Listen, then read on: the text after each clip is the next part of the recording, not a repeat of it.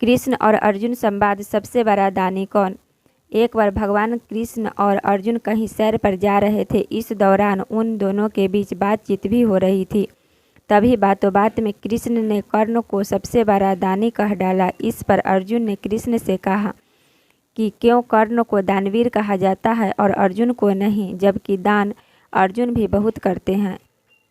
यह सुनकर भगवान कृष्ण को अर्जुन में उसके अपने दान का अहंकार महसूस होता दिखा। तब कृष्ण ने कहा, तुम मुझे कल प्रातःकाल मिलना।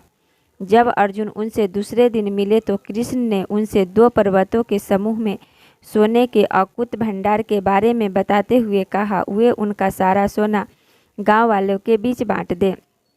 तब अर्जुन गांव गए और सारे लोगों में कहा कि वे पर्वत के पास जमा हो जाए, क्योंकि वे सोना बांटने जा रहे हैं। यह सुन गांव वालों ने अर्जुन की जय जयकार करनी शुरू कर दी और अर्जुन छाती चौड़ी कर पर्वत की तरफ चल दिए।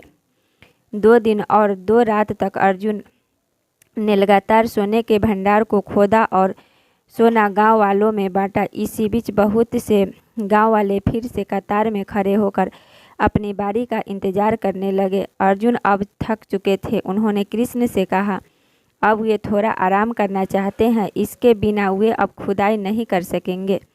तब कृष्ण ने कर्ण को बुलाया भिजवाया और कर्ण वहाँ पहुँचे तो कर्ण से कहा कि कर्ण, आप इन सोने के भंडार को इन गांव वालों के बीच में बांट दे। कर्ण ने सारे गांव वालों को बुलाया और कहा कि ये दोनों पर्वत में सोने से भरे भंडार उनके ही हैं और वे आकर सोना प्राप्त कर ले जाएं। ऐसा कहकर वह वहाँ से चले गए। अर्जुन भौचक्के रह गए और सोचने लगे कि यह ख्याल उनके दिमाग में क्यों नहीं आया।